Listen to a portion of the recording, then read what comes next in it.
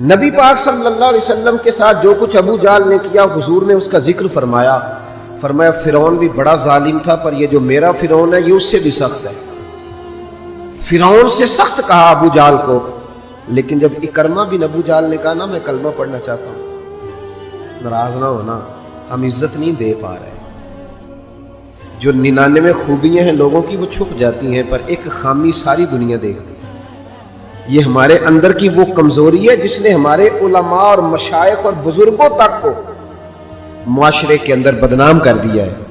ہم نے وہ ایک خامی تو دیکھی اور اس شخص کی ساری زندگی کی خوبیاں چھوڑ دی. تیری نظر ایک خامی پہ گئی ہے، اس کا مطلب ہے تیرا اس مکھی سے تعلق ہے جو صرف گند پہ بیٹھتی ہے، پھول اسے نظر ہی نہیں آتا.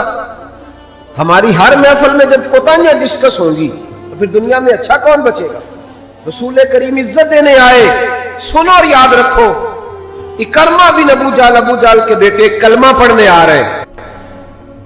میرے کریم رسول حضرت ابو بکر صدیق فرماتے ہیں میں اس دن اتنا رویا کہ میری داڑھی آنسوں سے بھر گئی.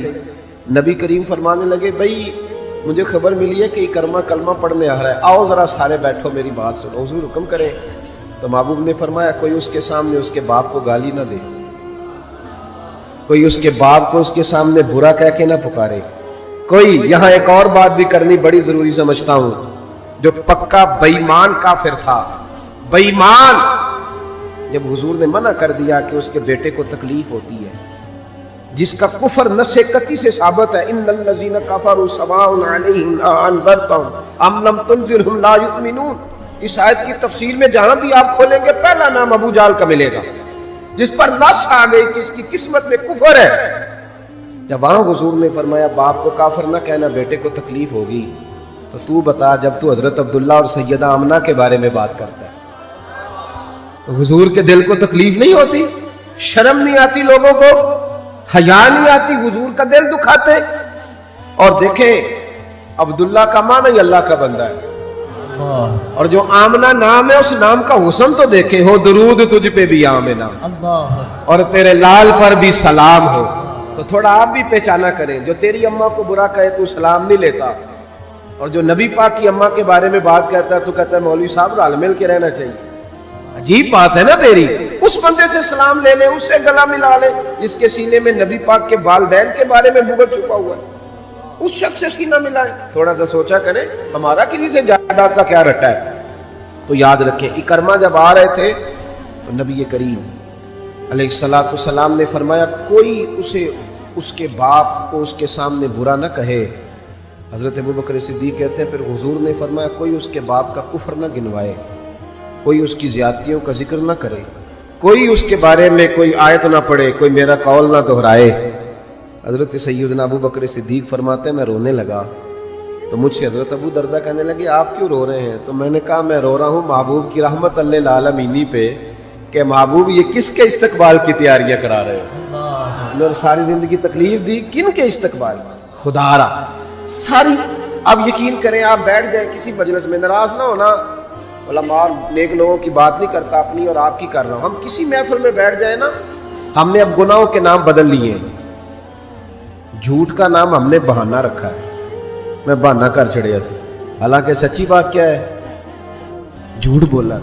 اور یہ غیبت کا نام ہم نے بدل کے گپ شپ رکھا ہے، تھوڑی دیر گپ شپ کریں. وہ گپ شپ کیا ہے؟ بڑے بڑے مذہبی لوگ میری طرح کے جبہ و دستار، وہ ساتھ والی اتنا اپنی جماعت کی تبلیغ کرنا ضروری نہیں سمجھتے جتنا ساتھ والی جماعت پہ تنقید کرنا ضروری سمجھتے.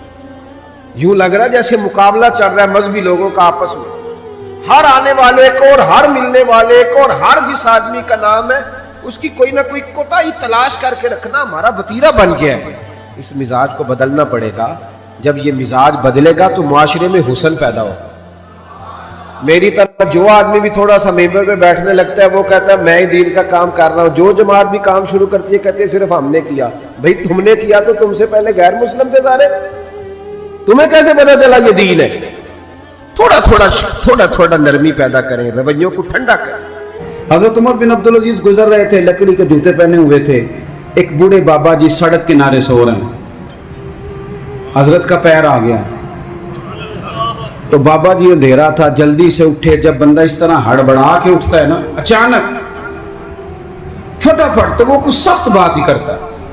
تو بابا جی نے اچانک ٹکر ہو موٹر سائیکل کی بالکل، تو یکدم جملے کیا ترتیب پاتے ہیں آپ اندھے.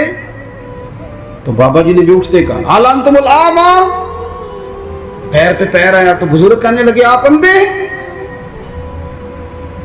بڑی سخت بات تھی، معمولی آدمی نہیں، بادشاہ ہیں، اور اکیلے نہیں، 4-5 سپاہی ساتھ ہیں، ہاتھ میں تلواریں ہیں، نیزیں ہیں، برچیاں ہیں. اور یہ وہ دور تھا کہ وہ بادشاہ کہلاتے تھے لوگ، جمہوری حکومتیں نہیں، ان کا سکہ چلتا تھا. اتنے بڑے آدمی کو کہہ دیا آپ اندھے. اس نے کہا آپ اندھے ہیں. تو حضرت عمر بن عبدالعزیز نے ہلکا سا مسکرائے اور مسکرا کے کہنے لگے نہیں بزرگوں، مجھے نظر آتا ہے. وہ جو ساتھ تھے نا سپاہی، چائے سے کیتلی ہمیشہ زیادہ گرم ہوتی ہے، تو ان سپاہیوں نے تلواریں نکال لی. آپ نے فرمایا تمہیں کیا ہوا؟ کہنے لگے حضور اس نے آپ کو اندھا کہا ہے. آپ فرمانے لگے نہیں انہوں نے تو نہیں کہا. کہا جناب کہا ہے. فرمایا نہیں کہا. کہا جناب کہا ہے. فرمایا بابا جی باتیں تم سے کر رہے تھے مجھ سے کر رہے تھے؟ کہا حضور وہ آپ سے کر رہے تھے. تو فرمانے لگے نادانو، انہوں نے مجھے اندھا نہیں کہا، بلکہ وہ تو استفہامیہ جملہ تھا. انہوں نے پوچھا ہے کہ آپ اندھے تو نہیں، تو میں نے کہہ دیا نہیں مجھے نظر آتا ہے. اس میں جھگڑے والی کون سی بات ہے؟ یعنی جتن جتن تے ہر کوئی کھیڑے نا، کدی ہارن بھی تے کھیڑ فقیرا، اور جتن دا مل کوڈی پہ گئی، ہارن دا مل ہیرا. کسی جگہ کوئی ایسا سٹیٹس ہو، کوئی ایسی جگہ ہو، آپ ہر مقام پہ اگر جہالت ہی کریں گے اور جاہلوں سے ہی آپ بحث کریں گے تو وہ وہیں کے وہیں رہ جائیں گے، پھر تو آگے بڑھ ہی نہیں سکتے، کوئی کام آپ سے ہو ہی نہیں سکتا. نبی کریم صلی اللہ علیہ وسلم تشریف فرما ہیں، جناب صدیق اکبر ہیں. ایک بندہ بار بار حضرت صدیق اکبر رضی اللہ تعالیٰ عنہ پہ تنقید کر رہا ہے، بار بار. حضور خاموش ہیں. جب اس نے حد کر دی تو حضرت صدیق اکبر بولے، فرمایا تو غلط کہہ رہا ہے، میں اس طرح کا نہیں ہوں. آپ نے بات کو گہرائی سے سمجھنا ہے اور خدا را ضرور سمجھنا، اسے تقریر نہ سمجھنا جذبات کا اظہار کر رہا ہوں. ایسے تلخ تلخ لوگ، آپ یقین کریں ہم عقیدہ لوگ، ایک عقیدے، ایک نظریے، ایک جماعت کے لوگ، لیکن ایک دوسرے سے دوریاں.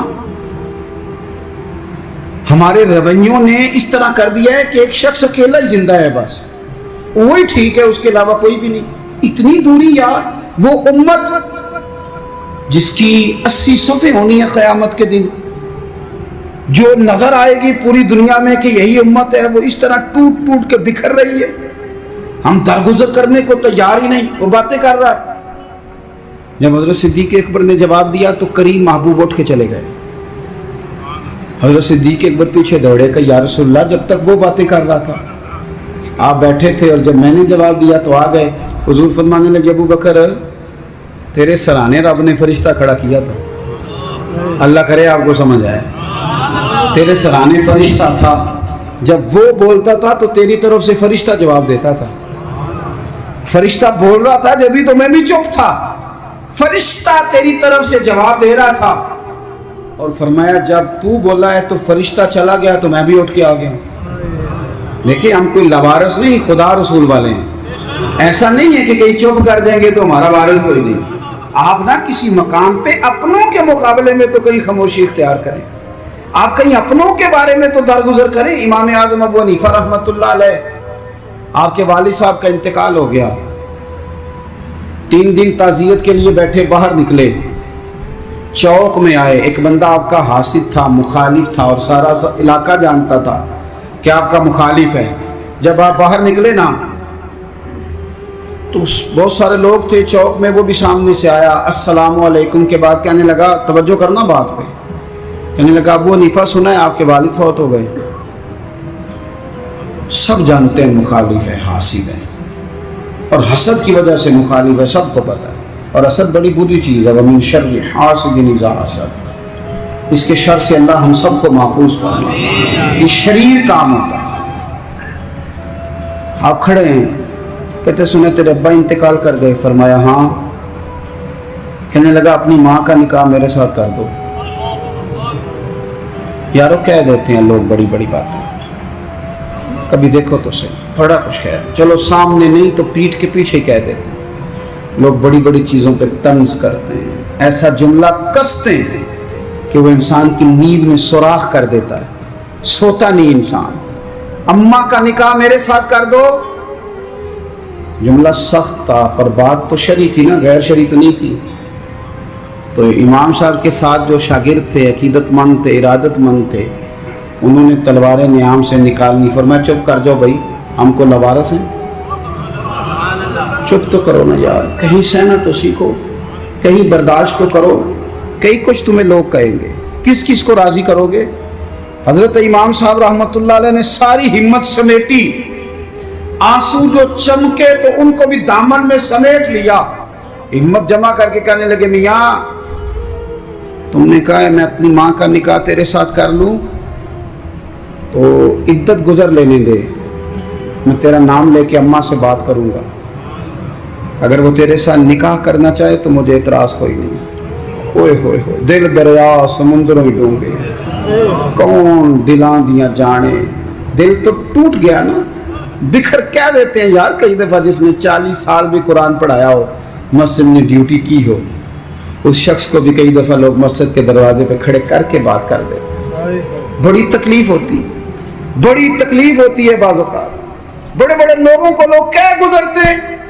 حضرت امام صاحب فرمانے لگے عدت بیت لینے دے، تیرا نام لے کے بات کروں گا، تیرے ساتھ نکاح کرنا چاہے تو مجھے اعتراض کوئی نہیں۔